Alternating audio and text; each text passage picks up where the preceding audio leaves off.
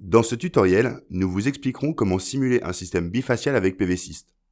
Nous vous guiderons à travers les étapes de base pour activer le modèle bifacial dans PVSYST. Dans ce tutoriel, nous utiliserons le projet Demo Utility Maroc et la variante VC4. La variante VC4 utilise l'orientation Shade illimité. Cette approche simplifiée des rangées à inclinaison fixe permet de calculer les ombrages mutuels sans nécessiter un modèle 3D détaillé de l'installation PV. Ce modèle 2D représente fidèlement les systèmes à grande rangée régulière en négligeant les effets de bord aux extrémités latérales et derrière la dernière rangée. Cliquez sur OK pour revenir au tableau de bord du projet.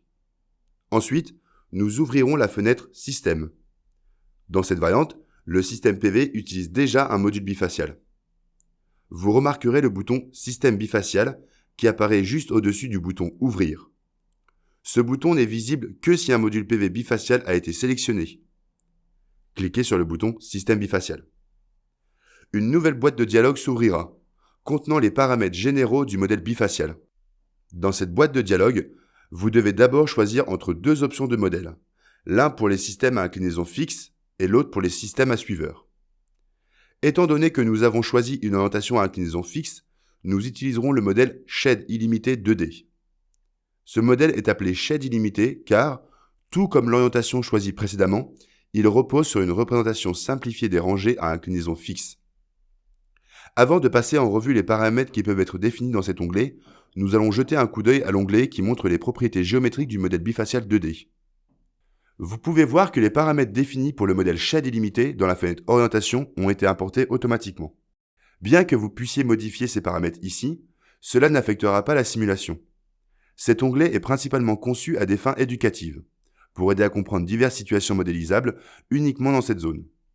Les paramètres de la fenêtre d'orientation ou de la scène 3D seront toujours ceux utilisés lors de l'étape de simulation. De plus, vous trouverez deux nouveaux paramètres dont les valeurs sont prédéfinies par défaut. Contrairement aux autres paramètres de cet onglet éducatif, les modifications apportées à ces deux paramètres affecteront la simulation. Le premier est la hauteur au-dessus du sol, qui représente la distance entre le sol et le bas des tables PV. Augmenter cette hauteur peut permettre de capter davantage de lumière réfléchie par le sol. Le deuxième paramètre est la valeur de l'albédo du sol. Veuillez vérifier si cette valeur correspond à votre système. Notez que cet albédo caractérise le sol directement sous les modules, ce qui est différent du paramètre d'albédo trouvé dans les paramètres du projet, qui caractérise le sol autour de l'installation PV. Vous pouvez trouver des valeurs typiques du coefficient d'albédo dans l'aide pour différents types de sols. La partie inférieure de la fenêtre est uniquement à des fins informatives. Vous pouvez y voir différentes estimations pertinentes pour le modèle bifacial et différents graphiques utiles. Nous en discuterons plus en détail plus tard dans ce tutoriel. Nous allons maintenant revenir à l'onglet Paramètres généraux de simulation et examiner les paramètres restants qui peuvent être modifiés. Vous remarquerez qu'il est possible de définir l'albédo avec des valeurs mensuelles. Après avoir coché cette case, vous pouvez entrer des valeurs mensuelles pour l'albédo, la moyenne annuelle étant affichée dans le champ d'albédo. Définissons maintenant les paramètres généraux restants. Ces trois paramètres illustrent le comportement du modèle et ne peuvent pas être modifiés. Ce facteur mesure la quantité de lumière qui traverse un ensemble de modules PV pour atteindre le sol, augmentant ainsi l'irradiance au sol. Ce paramètre est généralement nul, sauf lorsqu'il y a de l'espace entre les tables voisines, les modules ou les cellules. Ce facteur caractérise tout obstacle entre le sol et la face arrière des modules. Si vous n'avez pas d'outil pour calculer cette valeur précisément, vous pouvez laisser la valeur par défaut. Ce paramètre définit la perte de mismatch due à une irradiance inhomogène sur la face arrière des modules bifaciaux. Depuis la version 7 de PVSYST, il n'existe pas encore de modèle ou de valeur bien établie pour ce paramètre.